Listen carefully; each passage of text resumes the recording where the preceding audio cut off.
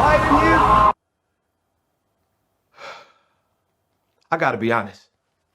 It's easy to think about peace as a bubble. Ignoring the world so that you can chill out and get a little you time. Or maybe you think of peace as a simple agreement. You do your thing, I do mine. Then we don't have to worry about each other's problems or the ways we're different from each other. Or you might see peace as a big, grand thing. General, this treaty officially ends all wars. But true peace doesn't look like any of that. True peace is messy. It takes hard work and creativity. It says, how can I listen to you first before I speak? It says, how can I learn what it's like to walk in your shoes before I try to fix it? How can we get creative to find a way through? See, when you do the hard work of making peace, others can see God at work in you. That's why making peace is an amazing way to worship God with your life. Because worship, it's about more than just singing loud. It's all about living loud.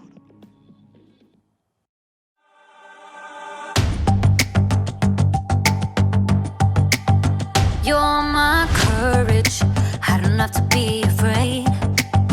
You're my fortress, no matter what comes my way. You're my treasure forever, yes, we'll be together always. Even when the days get harder, I know you'll rescue me. Even when the sky is darker, I know you'll bring me peace. You are my strength, you are my savior. Oh. Even when the road gets longer, I know you'll be with me. Even when the waves crash harder, your face is all I see. You are my strength, you are my savior. Oh. You are with me every single day. Through the darkness, oh, you lead the way. You're my treasure forever, yes, we'll be together always. Even when the days get harder, I know you'll rescue me. Even when the sky is darker, I know you'll bring me peace. You are my strength, you are my savior. Oh. Even when the road gets longer, I know you'll be with me. Even when the waves crash harder, your face is all I see. You are my strength, you are my savior. Oh. Every time I fall, you pick me up. You fight for me, you overcome. You bring me peace, you give me love. For you I sing, to you I run. I praise your name for all you've done. You are my strength, you are my savior. Ooh. Even when the days get harder, I know you'll rescue me. Even when the sky is darker, I know you'll bring me peace. You are my strength, you are my savior. Oh. Even when the road gets longer, I know you'll be with me. Even when the waves crash harder, your face is all I see. You are my strength, you are my savior.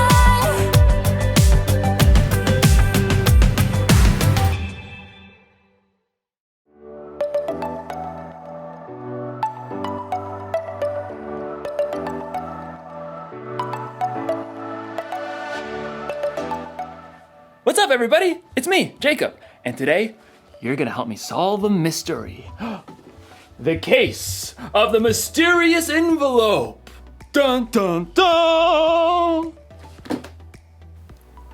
What do you think it is? Is it a thank you gift? A prank?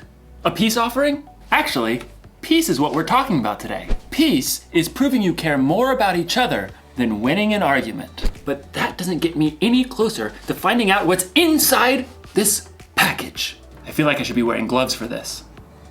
Yeah.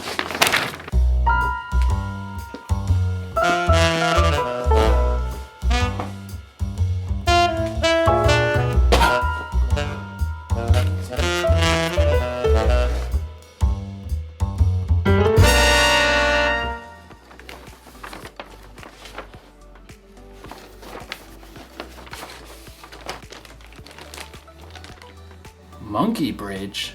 What's a monkey bridge? A few twigs and some string, but no instructions.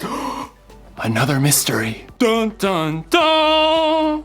I mean, clearly this is a bridge building kit. Well, maybe the sticks are the decking? But how do maybe I'm supposed to weave it together. This doesn't make any sense. I gotta get creative. I gotta think outside the box to find a solution. Actually, that's exactly what someone in today's story did. Now, how do you build a monkey bridge? The Bible. It's 66 books of history, stories, letters, and poetry that fit together to form God's one big story. The epic adventure of how He created us and loves us so much that He made a way to rescue us. As we travel through the Bible, from Genesis to Revelation, we discover people who met God and found their lives changed forever. Now, for an amazing story, inspired by the book of 1 Samuel, chapter 25. God had promised David would be king, but for now, King Saul ruled Israel. David lived his life on the run, followed by a group of misfits who had become friends and servants. One day, they arrived in the desert of Paran, near the land of a wealthy man named Nabal, who owned 3,000 sheep. We'll set up camp here, man. At first, Nabal's servants didn't know what to think. Too many strangers around these parts. We've had food and sheep go missing. But David's men were honorable. They didn't try to steal from the shepherds. In fact, David protected Nabal's shepherds from any harm. Stay as long as you like, my friend. About time for sheep shearing, isn't it? Oh, yes. Nabal will hold a grand feast when it's all over. Your men have helped us, so they should share in the celebration. David called for 10 of his men and gave them a message to send to Nabal. On it. David's messengers hurried up the mountain to Nabal's estate and were brought to stand before him. Well, what do you want? Nabal sneered down at the men while he continued to chew on a fine leg of mutton. David says, may you live long, may things go well with you. Continue. He says, I hear that you are clipping the wool off your sheep. When your shepherds were with us, we treated them well and protected them. Now please be kind to my men. Please give us any food you can find for us. Nabal leapt from his seat and hurled the mutton bone across the room. Who is this David? Probably a runaway servant. Why should I give bread and meat to a nobody and his men who come from who knows where?